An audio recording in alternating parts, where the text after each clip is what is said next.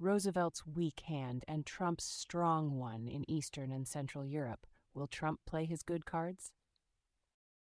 This article was written by Ambassador Daniel Freed and read by an automated voice. Published on October 22, 2025 by Just Security.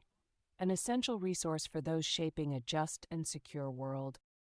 Ukrainians fighting for their lives, as well as the people of nearby Poland, the Baltic states, Finland, and other Europeans most exposed to Russian aggression are watching with trepidation as President Donald Trump seems to vacillate in his behavior toward Russian President Vladimir Putin. One day, flattering the aggressive tyrant, but another day apparently prepared to put pressure on him to stop his war against Ukraine. Leaders and citizens of neighboring countries I speak with regularly express their fear that Trump will stand by while Moscow again imposes its rule on its neighbors, on them, through violence and war. They often note President Franklin D. Roosevelt's soft approach to Soviet leader Joseph Stalin as a cautionary tale. I think if I give Stalin everything I possibly can and ask nothing in return, noblesse oblige, he won't try to annex anything and will work with me for a world of democracy and peace. Franklin Delano Roosevelt, 1943. My interlocutors wonder whether Trump is following the same dark path.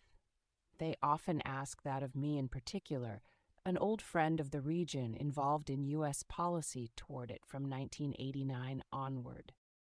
My answer is that Ukraine's strategic position today is far better than was Poland's or the Baltic states during World War II. Roosevelt played his cards badly, but his hand was weak in any event, and Trump has better options toward Ukraine than Roosevelt ever had toward Poland and others in Central and Eastern Europe, and thus less excuse for weak policy. Trump veered again this week in a bad direction, but he is not yet set on a disastrous course. History can help us make sense of current turmoil. By the time World War II broke out in 1939, the odds of its ending with all of Europe free were vanishingly small.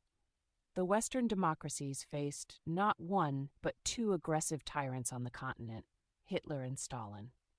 The failure of the United States to help the beleaguered French and British democracies deal with the more powerful Nazi Germany and Soviet Union meant that those two dictatorships could form an alliance and carve up Central and Eastern Europe between them, which is what they did in the Molotov-Ribbentrop Pact of August 1939. By the time the United States entered the war in 1941, it needed the Soviets to defeat the Nazis. The consequence of that dependency was a U.S. unwillingness to break with Moscow, even as it started to impose communism in Poland amid its push west against the Germans in 1944. U.S. options then and now.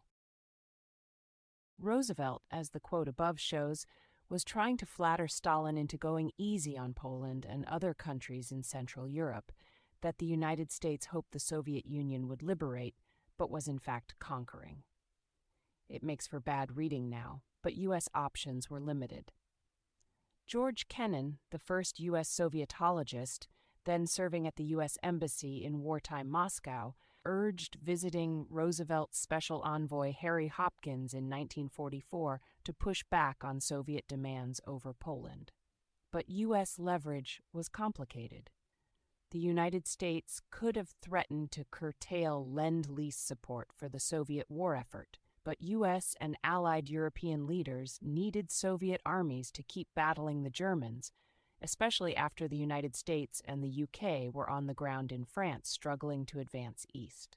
Before the success of the atomic bomb test in 1945, Roosevelt also wanted Soviet help in finishing the war against the Japanese. Given the way the war started, it was going to end with Soviet armies in place from Germany eastward to the Soviet borders, and Stalin could work his will.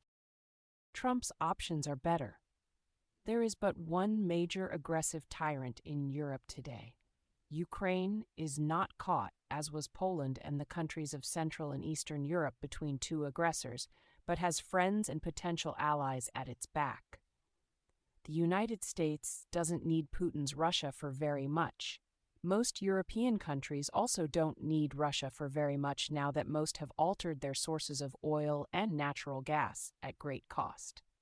Some in the United States used to argue that Russia could be an effective ally against China, which they regard as the bigger threat. But that is scarcely credible given Russian dependence on Chinese support and its vulnerability, especially in the Russian Far East, should it turn against the much stronger China.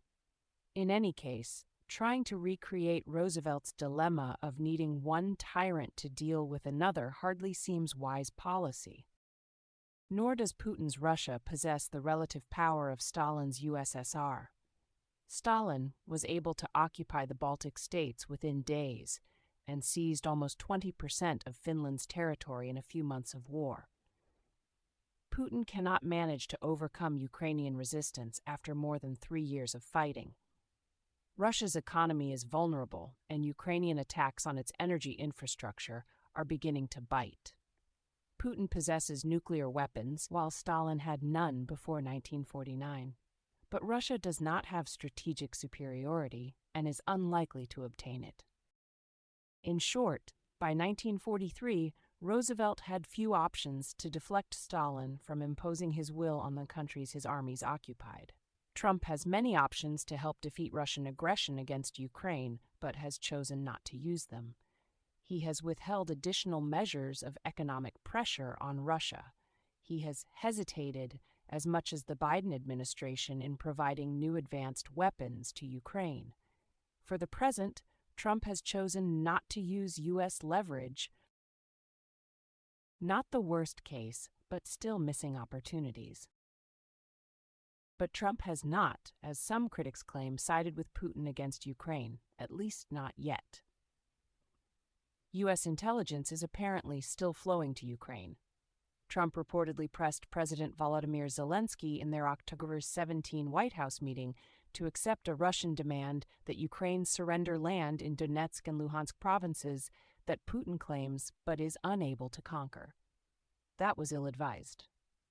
But Trump apparently accepted Zelensky's refusal and agreed to push for a ceasefire along the existing front line, a reasonable starting point that Zelensky has accepted as such.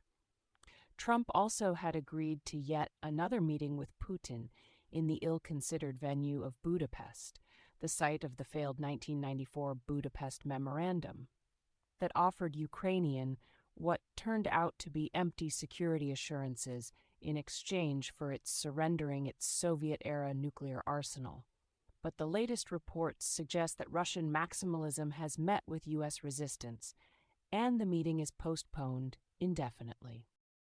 In short, while the United States has fallen short of using its favorable strategic position and the leverage it possesses to help end Putin's war against Ukraine, it has not sided with Russia nor stood aside, as Roosevelt essentially did, due to lack of better options. The best explanation for Trump's approach to the Russia-Ukraine war is that he considers the United States, and especially himself, a mediator that needs to retain the ability to push and cajole both sides. That's better than siding with the aggressor, as some fear, or grasping at weak straws, as can be said of Roosevelt trying to defend Polish freedom. But it's not enough, given the many U.S. opportunities to exert the pressure that only it can wield. Thank you for listening to this article, published on Just Security.